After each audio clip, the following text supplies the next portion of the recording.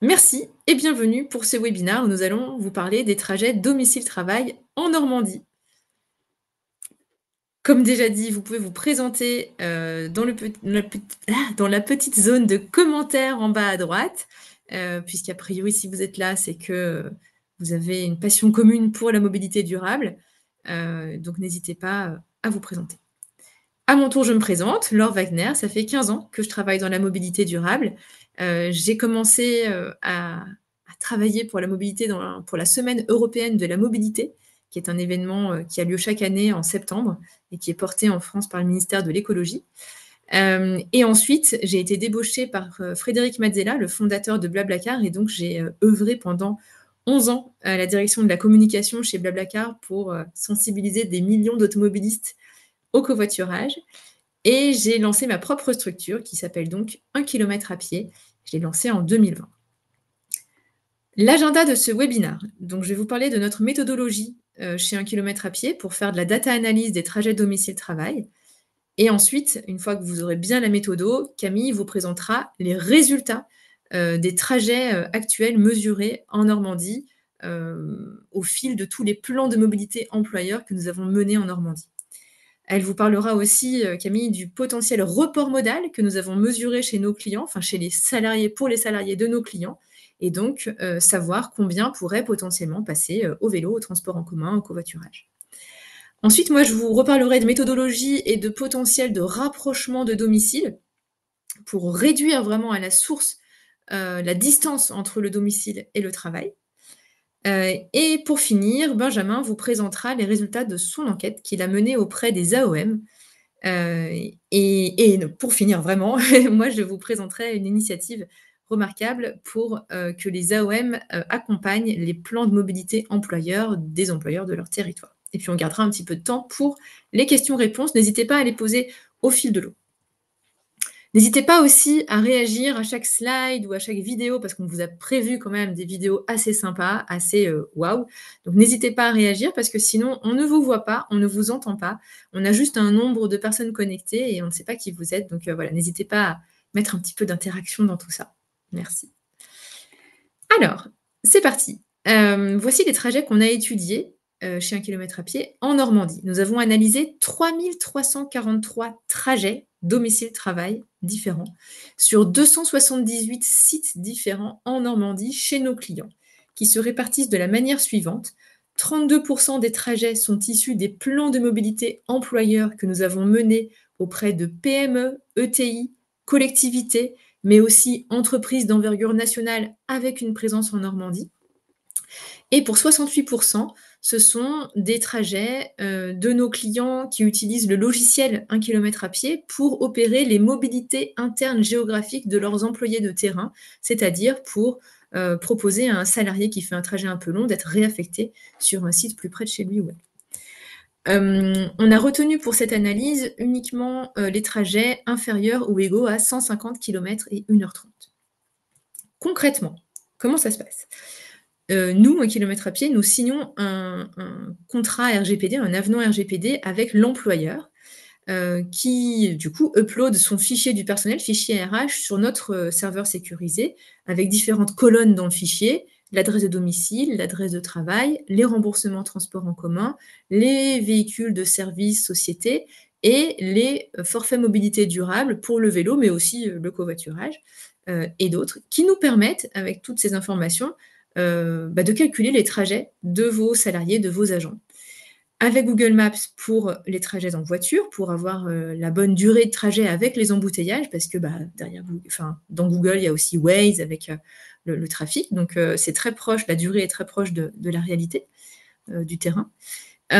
Ensuite, on calcule les trajets avec Navicia, qui est une filiale de la SNCF qui a tous les jeux de données des transports en commun français, donc pour savoir si les automobilistes ont une alternative crédible en transport en commun. On est connecté à GeoVélo aussi pour voir si les automobilistes auraient la possibilité de faire un trajet à vélo avec un certain pourcentage de pistes cyclables.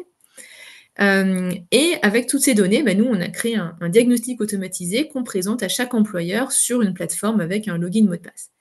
Pour ce webinaire spécifiquement, nous avons anonymisé et nous avons agrégé tous les résultats de tous les plans de mobilité et toutes les analyses faites en Normandie pour vous donner une vision régionale.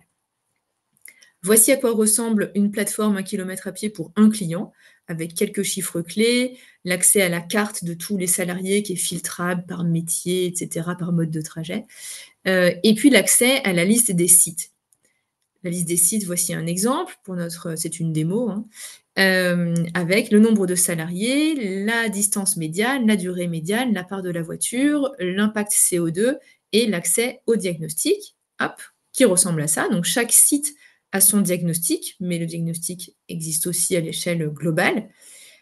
Et on essaye avec des data viz un peu sympas, de partager plus facilement la pédagogie pour montrer où sont vraiment les enjeux de mobilité durable.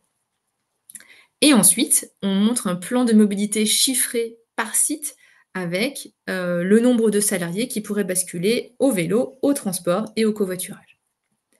Voici le détail du plan vélo, enfin une page du plan vélo, avec de la data analyse pour savoir combien de salariés sont à moins de 6 km, ceux qui sont entre 6 et 10, donc ça, c'est plus faisable à vélo à assistance électrique, mais aussi le pourcentage de pistes cyclables, leur mode de trajet actuel, le type de véhicule, pour que l'employeur se rende compte si oui ou non c'est crédible que les salariés basculent sur le vélo.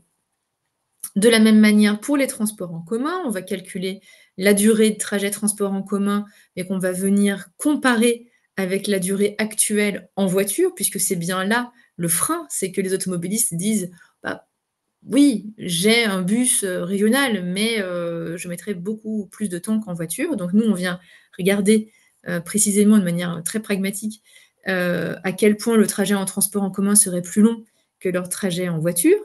Et pour dégager un cœur de cible des personnes qui n'ont que un quart d'heure de plus. Et donc Camille vous montrera ceux pour qui justement le trajet est seulement d'un quart d'heure de plus que la voiture et quand même inférieur à 45 minutes.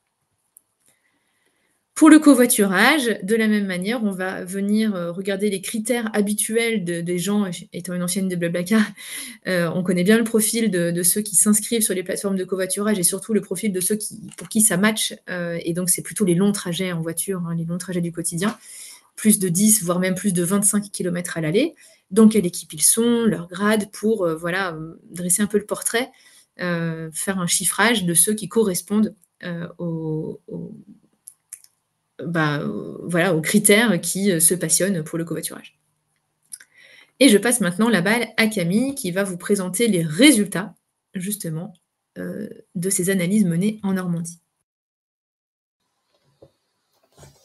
Eh bien, bonjour à tous, Camille Rousseau, je suis consultante en mobilité junior chez 1 km à pied. Et donc, c'est moi qui vais avoir le plaisir de vous présenter quelques chiffres clés sur la mobilité domicile-travail en Normandie. Et on va commencer, donc pour rappeler le scope de nos données.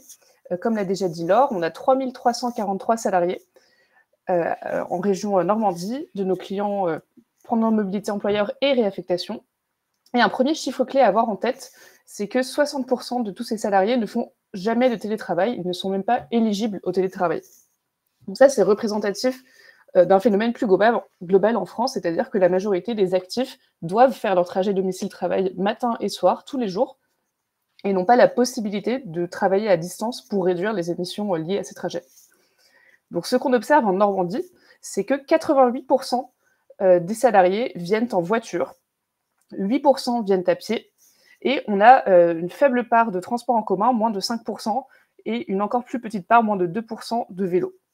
Donc c'est représentatif de ce qu'on a observé dans toutes les régions pour lesquelles on a aussi fait des webinaires, une grosse majorité de voitures, 88%. Pour s'intéresser maintenant aux chiffres clés de cette mobilité domicile-travail, la distance médiane du trajet à l'aller est de 10,6 km. Donc ce qu'on observe en dessous sur ce graphique, c'est la répartition des trajets par tranche de distance. Et donc ici, 10,6 km, on est dans la troisième barre. On remarque qu'on a tout de même une proportion intéressante de personnes qui vivent à moins de 5 km, 29% plus exactement. Mais 10,6 km, si on doit le faire à vélo, c'est tout de même un peu trop long. Ça ne tient pas dans le budget temps d'une demi-heure qu'on a à allouer chacun à nos déplacements le matin. D'ailleurs, en parlant de durée, la durée médiane du trajet à l'aller qu'on observe chez nos clients en Normandie, c'est de 17 minutes.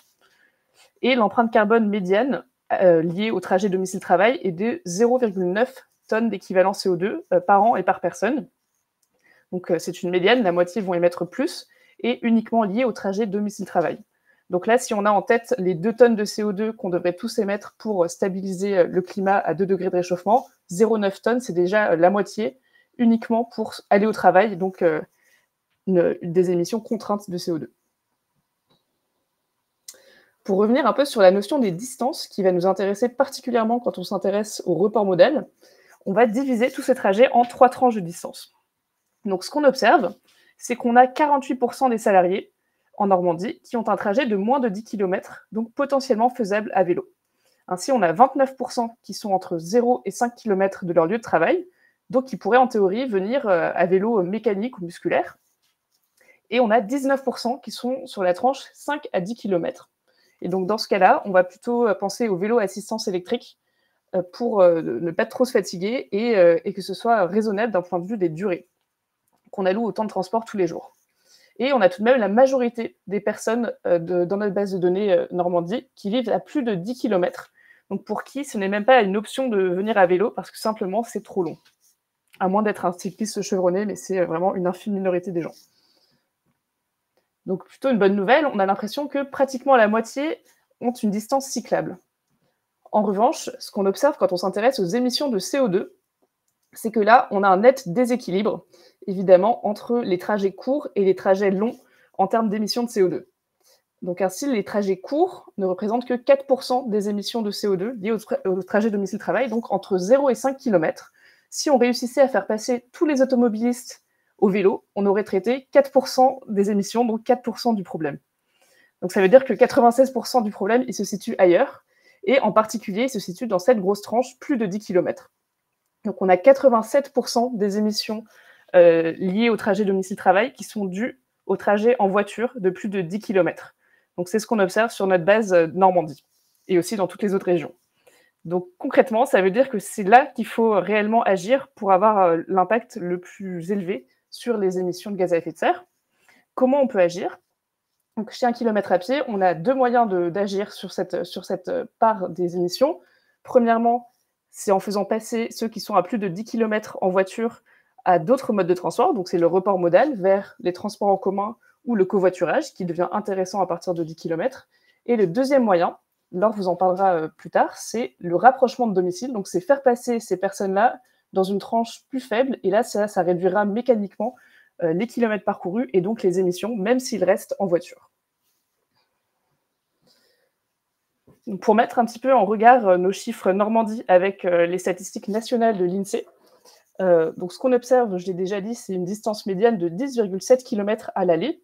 Cette distance, elle est située entre la médiane des zones urbaines, donc 6,1 km, et celle des zones rurales, 12,5 km, qui sont donc données par l'INSEE lors du recensement de la population de 2019.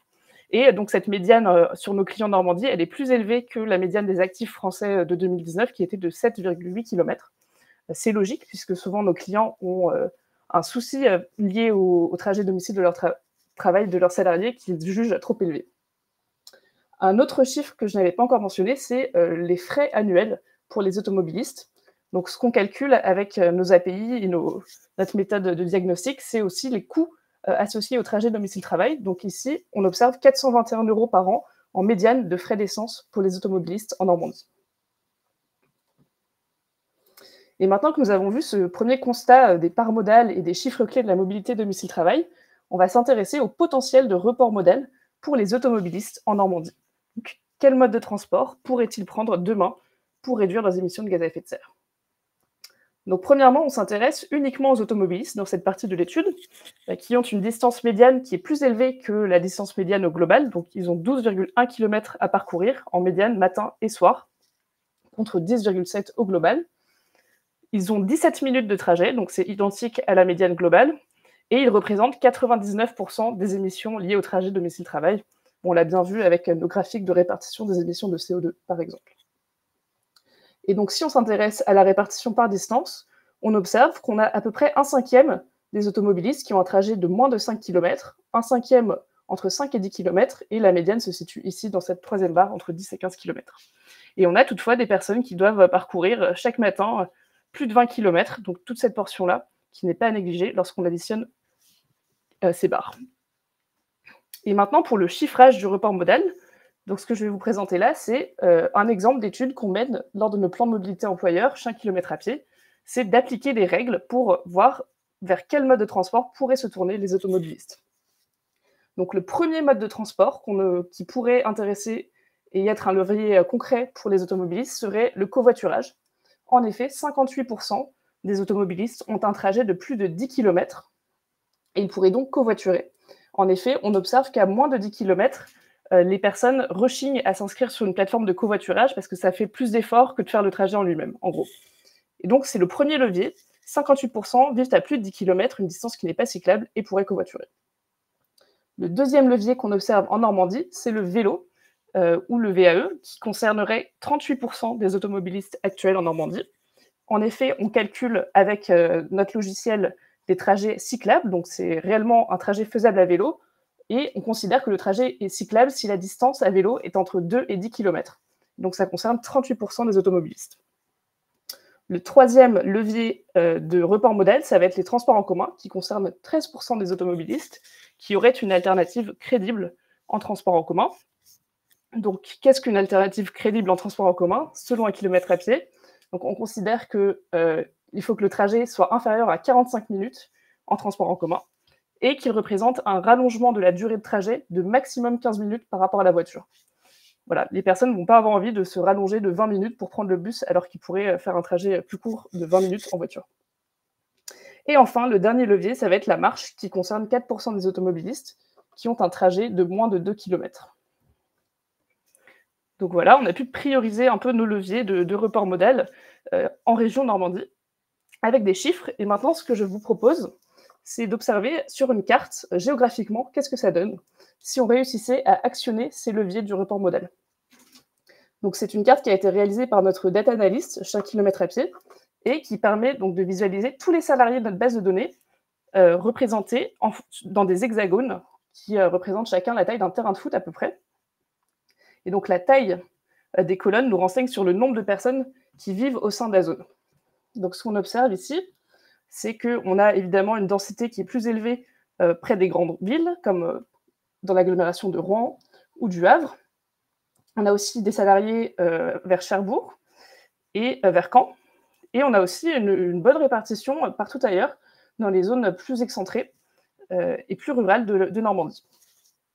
Donc maintenant, on a un code couleur qui est coloré en fonction du mode de transport majoritaire au sein de la zone étudiée. Donc ce qu'on observe, c'est qu'en rouge, on représente les zones où il y a une majorité de personnes qui viennent en voiture au travail. En bleu, ce sont les transports en commun. En vert foncé, donc ici par exemple sur la droite, c'est le vélo. Et en vert clair, c'est la marche. Et enfin, les points violets représentent des personnes qui pourraient venir en covoiturage. Donc ce qu'on a fait concrètement, c'est qu'à gauche, on a représenté tous nos salariés et leur mode de transport actuel. Et à droite, on a appliqué les règles du report modal que je vous ai expliquées, avec un ordre de préférence. Donc on a favorisé dans l'ordre la marche, puis le vélo, puis les transports en commun, et enfin, pour ceux à plus de 10 km, on a considéré que 30% pourraient covoiturer, et donc sont représentés par des taches violettes. Et donc ce qu'on observe, c'est que évidemment sur la gauche, comme je l'ai présenté plus tôt, 90% des gens viennent en voiture, donc la carte est coloriée en rouge. On a quelques points très isolés en bleu, donc c'est un salarié qui vient en bus ou en TER, et quelques points verts, donc de personnes qui viennent à vélo, qui ont un forfait mobilité durable. Mais autrement, la grande majorité des personnes se déplacent en voiture. Et à droite, on observe vraiment un changement de toutes les couleurs. Donc, notamment au sein des grandes villes, donc comme au Havre. En plein centre-ville, une grande majorité des gens pourraient passer à la marche ou au vélo. On a aussi des transports en commun qui existent et les villes sont desservies. Donc, ça veut dire des personnes qui viennent actuellement en voiture et qui peut-être n'ont pas conscience qu'elles ont un trajet faisable en transport en commun et assez peu pénible, qu'on pourrait convaincre de passer au transport en commun. À Rouen, c'est pareil. On a énormément de personnes dans l'agglomération qui pourraient passer au vélo, en théorie.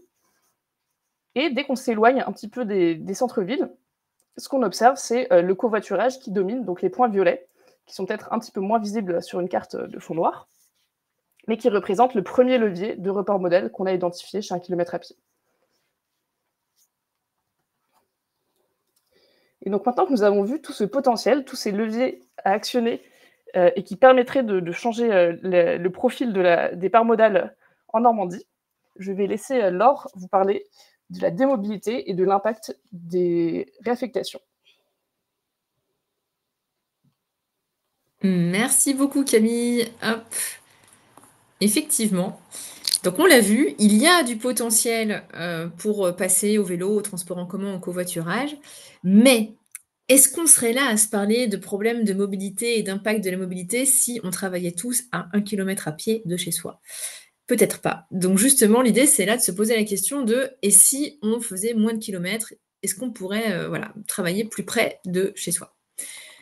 Alors, c'est notre mission chez 1 kilomètre à pied. Camille vous a montré la répartition. Donc tout à l'heure, elle vous montrait en Normandie. Là, c'est la répartition en France. La grande majorité des kilomètres parcourus, des voyageurs kilomètres, mais aussi du CO2, se situe sur les trajets de plus de 10 kilomètres. Et donc notre mission, c'est d'aider les employeurs à être moteurs de mobilité interne géographique, de réaffectation en fait, pour que les employés de terrain soient non pas à plus de 10 kilomètres, mais à moins de 5 kilomètres de chez eux.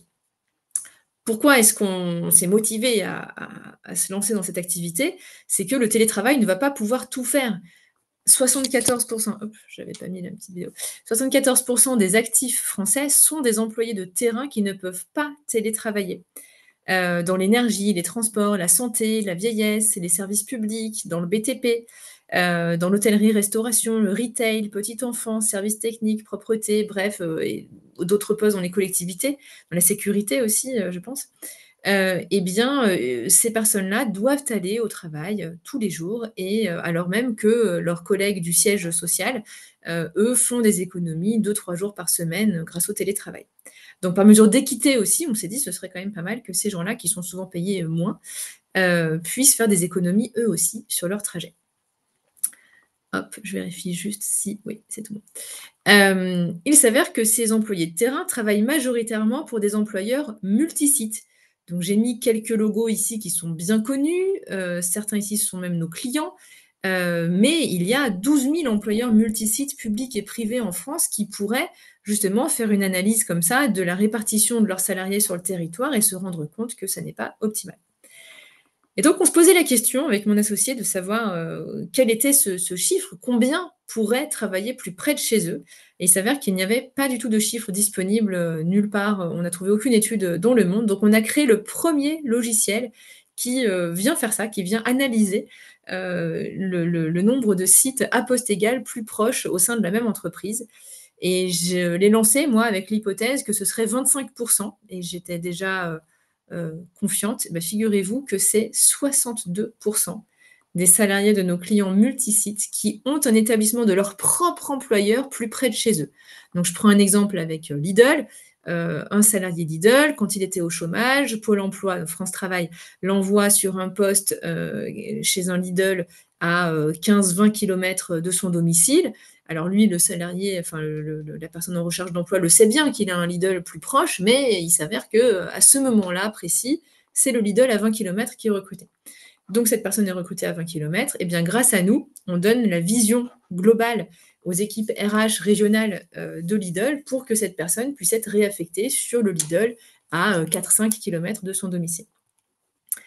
Le gain médian est de 10,2 kilomètres à l'aller. Parce qu'on pourrait se dire: «OK, 62 des salariés ont un site plus proche, mais si c'est pour gagner, 3-4 minutes, on ne va pas les embêter pour ça».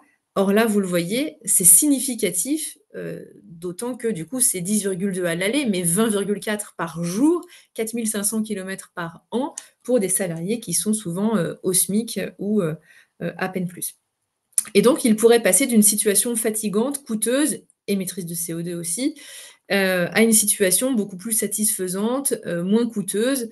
Et on sait que le pouvoir d'achat est un vrai sujet, sociétal, au même titre que le climat. Et donc ça nous fait 2 motivations pour réduire les trajets.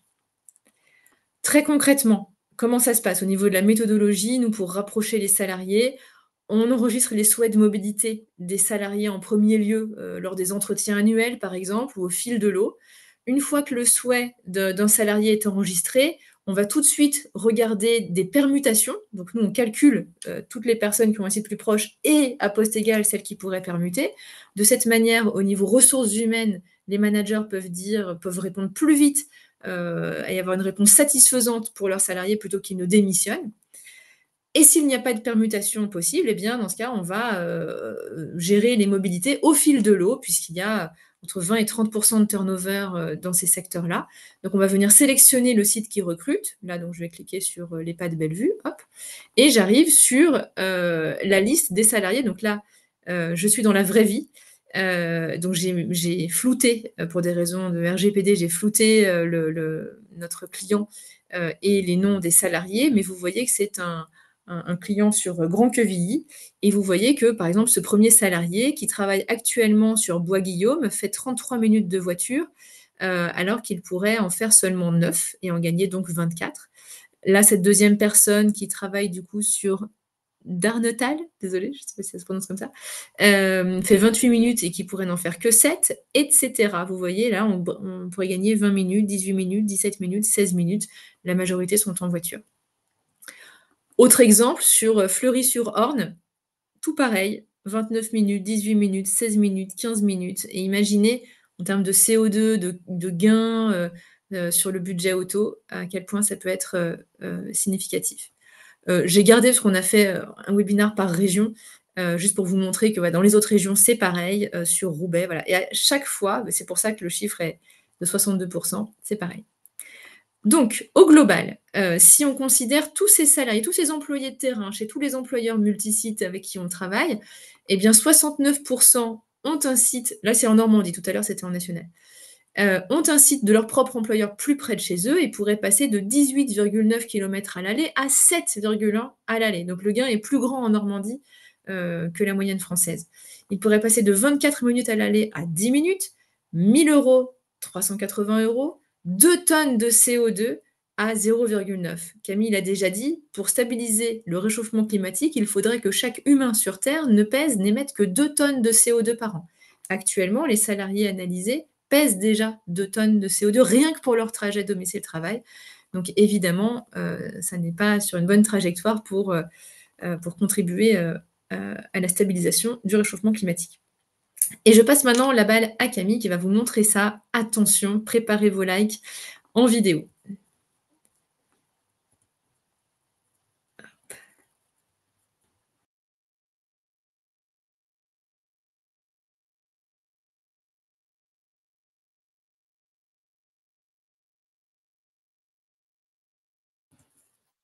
Alors, attends Camille, moi je ne t'entends pas. Je ne sais pas si c'est... Ouais, on n'entend pas Camille. Pardon, vous m'entendez? Voilà, ça y est. Oui, c'est tout bon, merci.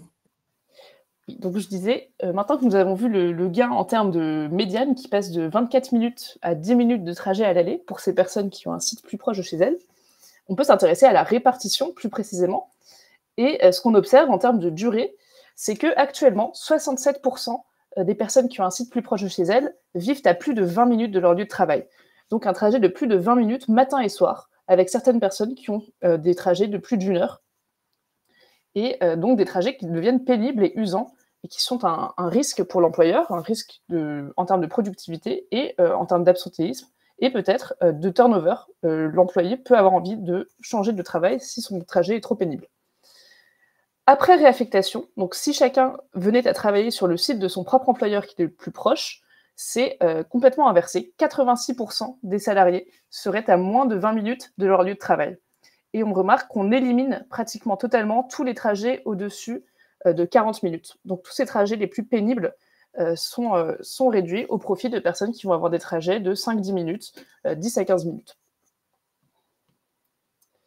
Et maintenant, en termes de distance, ce qui nous intéresse particulièrement pour le report modal, par exemple vers le vélo, qui demande d'être à moins de 10 km, voire moins de 6 km pour le vélo musculaire, actuellement, la grosse majorité, 81% des personnes qui ont un site plus proche, sont à plus de 10 km, donc ne peuvent pas se poser la question du report modal. Après réaffectation, c'est l'inverse, 65%, donc la majorité passe à moins de 10 km, avec même des trajets de moins de 5 km, et qui sont donc en théorie cyclables. Donc moins de distance à parcourir tous les jours, c'est moins de CO2 émis quand on roule en voiture, moins de kilomètres parcourus, donc moins de risques d'accident, et du bien-être, bien sûr, pour les personnes qui peuvent passer au vélo ou à la marche, par exemple. Et maintenant, je vais enfin vous montrer la vidéo tant attendue sur le potentiel des réaffectations en Normandie. Donc, ce qu'on va représenter sur cette carte qui a été créée par notre data analyst, c'est une visualisation avant-après. Donc, actuellement, les trajets initiaux des personnes qui ont un site plus proche et quel pourrait être leur trajet demain si on les réaffectait plus proches de chez eux. Donc actuellement, on va représenter tous les trajets en fonction de leur distance. Donc un point, c'est un salarié qui se déplace. Si sa distance est de plus de 20 km, on fait un point rouge qui se déplace. Entre 10 et 20 km, ça va être des points orange. Et les trajets de moins de 10 km seront représentés en vert. Donc on a déjà un petit aperçu de ce qui va se passer. À gauche, beaucoup plus de rouge, à droite, beaucoup plus de vert. Mais je vais vous montrer la vidéo en direct pour que vous puissiez en juger, et notamment de l'impact des réaffectations sur la congestion des routes en Normandie. Donc à gauche, ce qu'on observe, c'est les salariés qui parcourent les villes pour affluer vers les métropoles, les centres urbains. Tous les trajets ou presque sont en rouge. Et à droite, les personnes sont déjà arrivées, elles ont déjà terminé leur trajet domicile-travail, tandis qu'à gauche, elles se déplacent encore. Ça vous donne un aperçu de l'impact sur la congestion des réaffectations. Donc voilà, on est toujours en train de se déplacer pour aller au travail à gauche pour certaines personnes, tandis qu'à droite, c'est terminé depuis longtemps. Maintenant, en termes de CO2, donc on a vu l'impact sur la congestion, qui a des impacts sur la qualité de vie, sur les émissions de particules fines, etc. Et maintenant, en termes de CO2, pour voir une répartition un petit peu géographique, on a représenté ici les communes coloriées en fonction des émissions de CO2 médianes par salarié qui vivent dans ces communes. Donc ce qu'on observe, c'est qu'en rouge foncé, les communes où on émet le plus pour se rendre au travail, donc plus de 1,2 tonne de CO2 par an. Et en rose pâle, les communes où on se déplace en émettant le moins de 0,55 tonnes d'équivalent CO2 par an. Et donc c'est uniquement les trajets domicile-travail. Donc là, l'impact, il est flagrant, on le voit déjà, entre la situation actuelle et la situation après réaffectation. Mais donc à gauche, la situation actuelle, la majorité des personnes vivent dans une commune où la majorité des gens se déplacent avec plus de 1,2 tonne d'équivalent CO2 par an, juste pour aller au travail. On a quelques taches rose pâle au sein des agglomérations, donc vers Le Havre, vers Rouen, et encore même pas vers Caen. Et en revanche, à droite, donc si on réussissait à réaffecter les personnes pour qu'elles travaillent au plus près de chez elles, toujours pour le même employeur, la carte est complètement inversée. Les personnes vivent presque toutes en émettant moins de 0,55 tonnes d'équivalent CO2 par an pour leur trajet domicile-travail. Donc un impact vraiment positif dans toute la Normandie, avec quelques résidus dans les communes les plus excentrées, où il faut toujours faire une grande distance pour se rendre dans le magasin le plus proche de son employeur, par exemple. Et maintenant, en termes de dépenses, donc un peu sur le même principe, on a voulu représenter les dépenses médianes des salariés automobilistes sur une carte. Donc là, ce sont tous les salariés, pas uniquement ceux qui ont un site plus proche. Ce qu'on voit, c'est qu'à gauche, on a une majorité de communes coloriées en rouge, donc des salariés qui dépensent plus de 550 € par an pour leur trajet domicile-travail, sachant que la plupart de ces personnes travaillent dans des emplois rémunérés au SMIC ou juste un peu au-dessus, et sont parfois à temps partiel, puisqu'ils ont des emplois de terrain. Et à droite, donc, beaucoup de personnes pourraient réduire considérablement leur budget lié à l'essence, notamment dans les agglomérations et proches des plus grandes villes, où il y a plus d'opportunités de réaffectation, et donc passer à moins de 260 € par an pour les dépenses en essence. Donc j'en ai terminé avec cette partie sur le potentiel des réaffectations. Je vous invite, si cela vous intéresse, et si vous n'avez pas eu le temps de tout noter, à nous mettre un petit commentaire ou un like pour recevoir les slides, puisqu'on a fait beaucoup d'analyses, on est passé un petit peu vite sur certains sujets, mais on ne sait pas si vous avez eu le temps de noter, et on ne peut pas vous voir, donc si vous le voulez, mettez-nous un message et on vous enverra les slides en direct. Et maintenant, je passe la parole à Benjamin, qui va vous parler de son enquête auprès des AOM. Bonjour à tous, donc je suis Benjamin Maupas, conseiller mobilité chez 1 km à pied et je vais vous présenter les résultats de notre enquête AOM. Alors, au niveau de la méthodologie, donc, ce qu'on a fait, c'est qu'on a récupéré la liste de toutes les AOM qu'il y avait donc en France. On les a classées par ordre de population, donc de la plus peuplée à la moins peuplée. Puis on les a enquêtées une par une dans l'ordre. À ce jour, on a envoyé 157 questionnaires avec un retour positif de 171, ce qui représente 45% de réponses. Et on recouvre 16 millions d'habitants, en sachant que les 3 AOM les plus peuplées, qui sont Paris, Lyon et Marseille, n'ont pas répondu et que ça aurait pu faire doubler ce chiffre. Au niveau de la Normandie, donc, on a envoyé 10 questionnaires. On a eu 5 réponses, donc 50% de réponses positives. Et on recouvre 1,2 million d'habitants environ, donc un peu plus d'un tiers des habitants, puisqu'en Normandie, il y a 3,3 millions d'habitants. Au niveau du questionnaire, donc, il y a 5 thèmes et 22 questions. Les 5 thèmes sont plan de mobilité employeur, transport en commun, vélo, covoiturage et marque employeur locale. Et ensuite, ces réponses nous permettent de faire du contenu pour faire du conseil mobilité en entreprise. Ici, vous avez la liste des 71 AOM qui ont répondu au niveau national, avec un échantillon donc, de toutes les régions. Pour la Normandie, donc, on a ces 5 AOM-là qui ont répondu. Et donc, merci à elles pour leur réponse. Alors, on a cherché à savoir, au niveau des offres de covoiturage, s'il y avait des nouvelles offres qui étaient prévues.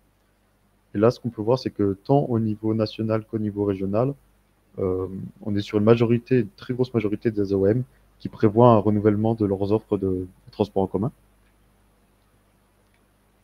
Ensuite, on cherche à savoir s'il y a des animations pour faire la promotion du transport en commun et donc de ces offres de transport en commun qui bougent beaucoup. Et au niveau national, donc, on voit que les AOM qui ne font pas cet exercice-là sont assez restreintes et qu'une partie délègue cette animation-là par leur exploitant de transport. Et en Normandie, on voit que la très grosse majorité des AOM donc, font la promotion elles-mêmes des offres de transport en commun en entreprise. On a cherché à savoir ensuite s'il y avait des aides vélos qui étaient proposées par l'AOM. Là, on est sur le même ratio, donc que ce soit au niveau national, que ce soit au niveau régional. À peu près 35 à 40% d'AOM qui proposent donc des aides financières, en sachant que les aides financières proposées par les AOM sont des aides financières complémentaires des aides de l'État de 400 € et qui sont soumises à conditions de ressources. Ici, vous avez le site mesaidevelo.fr. C'est un site qui recense toutes les aides qui existent pour acheter un vélo, que ce soit donc des aides régionales, départementales ou de la collectivité. Et si vous voyez qu'il y a une aide qui manque, vous pouvez leur envoyer un petit message et ça permettra ensuite d'être recensé par le site. On a cherché à savoir ensuite s'il y avait une plateforme de covoiturage qui a été sélectionnée par l'AOM. Et là, on voit donc au niveau national, dans les 2 tiers des AOM, il y a bien une plateforme de covoiturage qui a été sélectionnée par l'AOM. Bon, en Normandie, par contre, c'est une minorité en fait, des AOM qui ont choisi donc une plateforme de covoiturage, en sachant que c'est une condition essentielle d'avoir une plateforme de covoiturage au sein de son territoire pour avoir un écosystème favorable pour les covoitureurs. Quand on demande les plateformes de covoiturage les plus choisies, ce qu'on aperçoit, c'est qu'au niveau national, c'est Blablacar Daily qui est en tête, suivi ensuite de Mobicop et Caros, et qu'en Normandie, toutes les AOM ont répondu, enfin les AOM qui ont sélectionné une plateforme de covoiturage, ont répondu qu'elles avaient choisi Blablacar Daily et Klaxit. Ensuite, on demande donc s'il y a des promotions du covoiturage entreprise, s'il y a de l'animation autour de ça. Et là, on est à peu près sur le même ratio aussi au niveau national et au niveau régional, avec une petite majorité en fait, des AOM qui proposent des animations de covoiturage en entreprise. On a cherché à savoir aussi s'il existait un parcours en ligne pour déposer son plan de mobilité employeur. Et si on s'aperçoit que c'est assez minoritaire, en fait, ce genre de service. Au niveau national, on a 10% des AOM qui proposent ce service-là. En Normandie, 20% sur les AOM sondés. Par contre, donc, on peut noter que même si ce service-là n'existe pas, il est possible d'envoyer un mail directement au service mobilité de l'AOM pour leur déposer le plan de mobilité, mais que ça ne leur permet pas de tenir un registre à jour ou de faire des données agrégées. Puis on a demandé quelle est la part des gros employeurs du territoire qui ont fait leur plan de mobilité.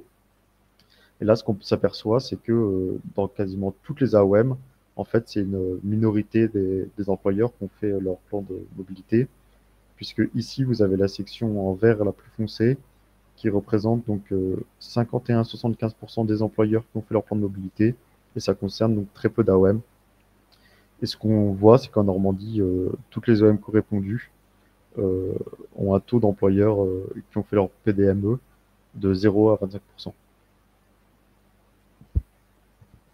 Alors, on a plusieurs autres questions qui sont abordées dans le questionnaire et plusieurs autres thèmes aussi. Mais par manque de temps, on ne va pas pouvoir tout vous détailler ici. Donc, vous pouvez vous rapprocher de Laure Wagner. Il y a son adresse mail ici. Et prendre rendez-vous avec elle pour qu'elle vous détaille tous ces résultats. Et à qui d'ailleurs je rends la main. Merci beaucoup, Benjamin.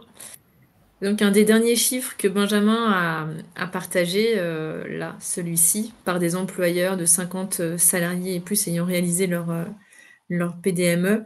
Voilà, systématiquement, c'est très faible, c'est en dessous de 25%. Et donc, je voudrais vous présenter une initiative qui est vraiment très exemplaire pour que justement les AOM soient porteurs de transition et aident les employeurs. Donc, voici le programme Optimix qui est porté par l'Eurométropole de Strasbourg, faisant ce même constat que les entreprises ne faisaient pas d'elles-mêmes leur plan de mobilité employeur, de diagnostic mobilité.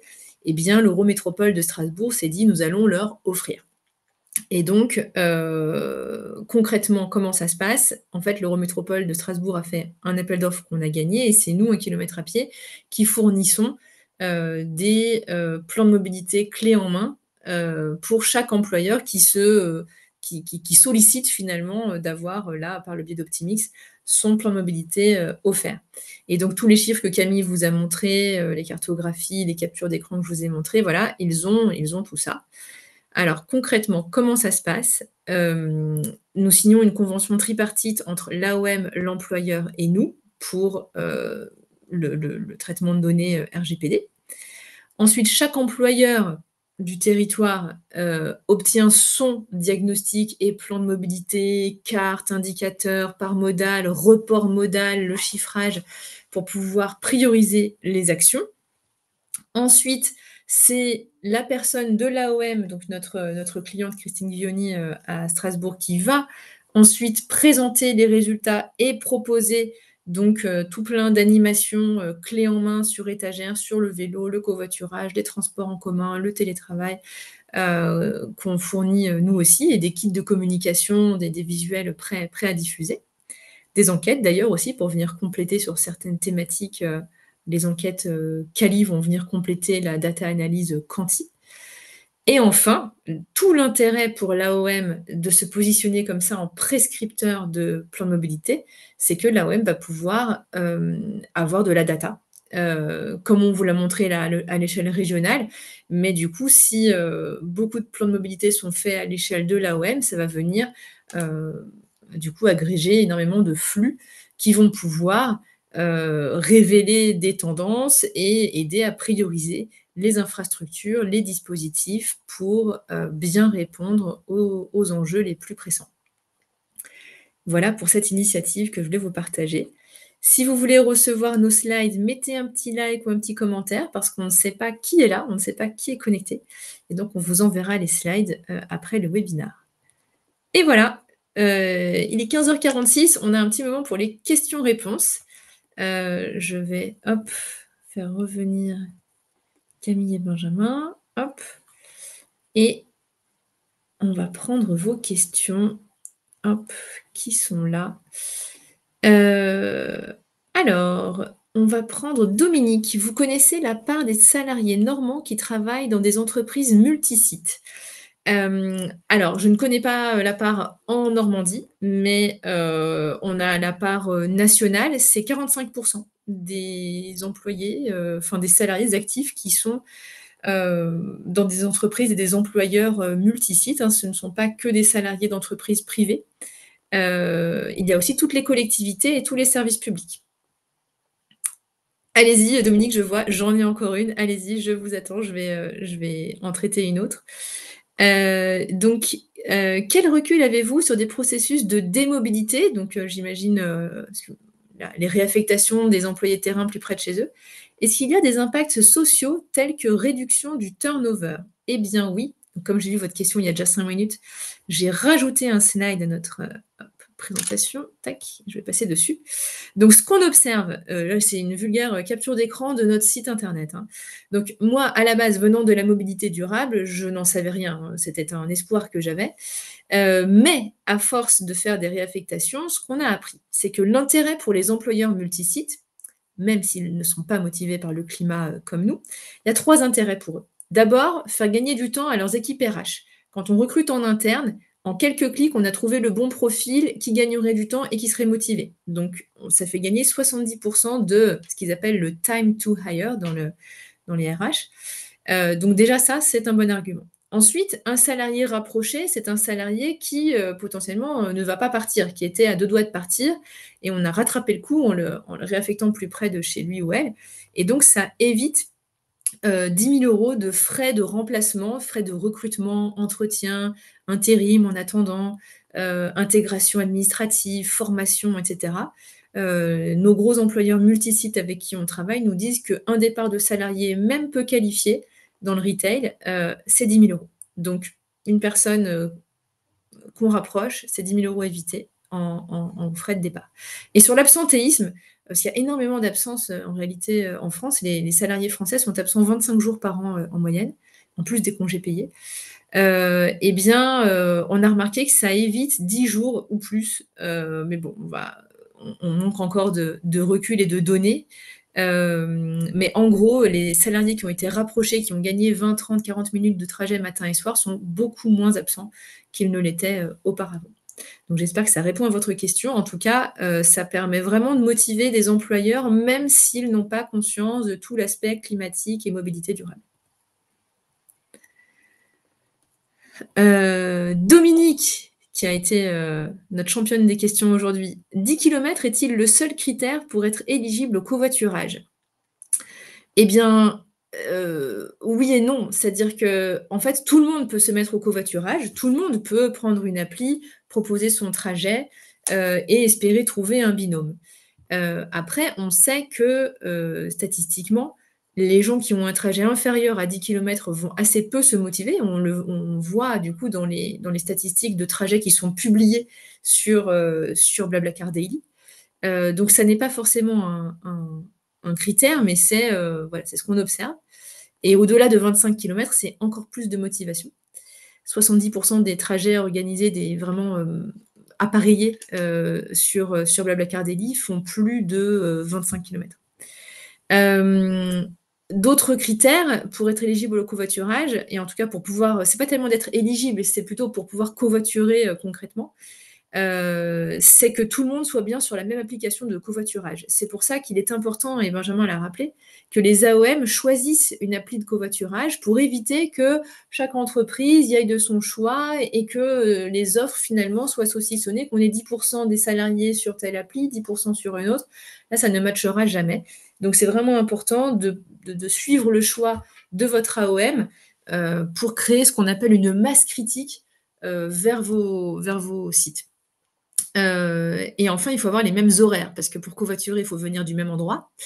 Il faut être matché sur une appli, mais il faut aussi avoir les mêmes horaires. Et donc là, un critère, non pas pour être éligible, mais pour que ça marche, c'est qu'il faut que les entreprises côte à côte dans une zone industrielle ou une zone d'activité se parlent, se mettent autour de la table pour uniformiser les horaires, parce qu'il y a un chiffre qu'on n'a pas donné ici, mais qui est très important et qui est déterminant dans le covoiturage, c'est que figurez-vous que la moitié des actifs français sont en horaire atypique, ne sont pas en horaire de bureau. C'est un chiffre de la DARES, tapez DARES, horaire atypique, 50% des Français. Donc c'est vraiment important. Donc ils sont en soir, week-end, 2-8, 3-8. Un tiers des Français travaillent au moins un samedi par mois. Donc c'est vraiment important d'avoir ces notions-là sociologiques quand on pense au covoiturage. Et donc voilà, c'est important d'aussi travailler sur les horaires. Tac, tac. Bah, écoutez, est-ce qu'il y a eu d'autres questions depuis ? Je vais me remettre sur mon interface. Hop. Je n'en vois pas d'autres. N'hésitez pas, tous, à... Ah, pardon. Est lisible le covoiturage dans notre logiciel. Oui, effectivement, nous, du coup, Pardon, hop, je l'affiche. Voilà, pour simplifier, pour montrer sur la carte et aux employeurs, effectivement, on prend la barre des 10 km. En dessous, ça va être plutôt vélo. Au-dessus, ça va être plutôt covoiturage. Quelle part du potentiel peut raisonnablement être envisagée pour des bascules vers le vélo ou le covoiturage? J'ai envie de dire, ça dépend vraiment d'un employeur à l'autre, ça dépend de l'énergie que met l'employeur à bien communiquer, à animer. On est sur du changement de comportement humain. On sait qu'il n'y a rien de plus difficile. C'est pour ça qu'après 11 ans de Blablacar et à comprendre la difficulté du changement de comportement, j'ai lancé 1 kilomètre à pied qui, du coup, met plutôt l'accent sur la démobilité, sur le fait de réaffecter un salarié. Là, il n'y a pas de frein. Tout le monde est très content de faire moins de kilomètres. L'entreprise est gagnante, une meilleure performance globale de l'entreprise. Le salarié est très content. Donc, il y a moins de freins au changement sur une réaffectation. Et en plus, on fait plus de gains de CO2. 20 km le matin, 20 km le soir. Si on le réaffecte à 5 km, elle va donc économiser 15 le matin, 15 le soir, ça fait 30 km évités en voiture par jour. Ça va économiser beaucoup plus de CO2 que quelqu'un qui ferait 4 km en voiture aujourd'hui et qu'on arriverait à convaincre à passer au vélo. Voilà, donc comme toujours, pour les changements de comportement, il faut des nudges, il faut montrer que c'est possible, que d'autres le font déjà, et il faut valoriser les avantages pour les salariés. Et plus vous communiquerez, plus ça marchera.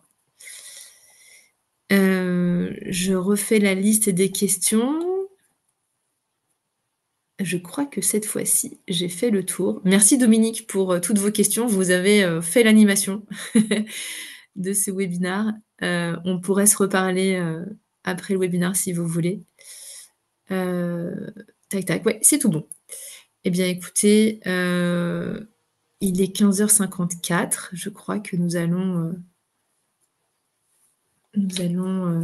mettre fin à ce webinaire. Merci à tous. N'hésitez pas à nous écrire. Merci Dominique. À nous écrire pour recevoir les slides ou nous écrire sur le site si vous voulez qu'on vous partage encore plus d'infos et qu'on échange sur vos enjeux. Eh bien, merci et à bientôt.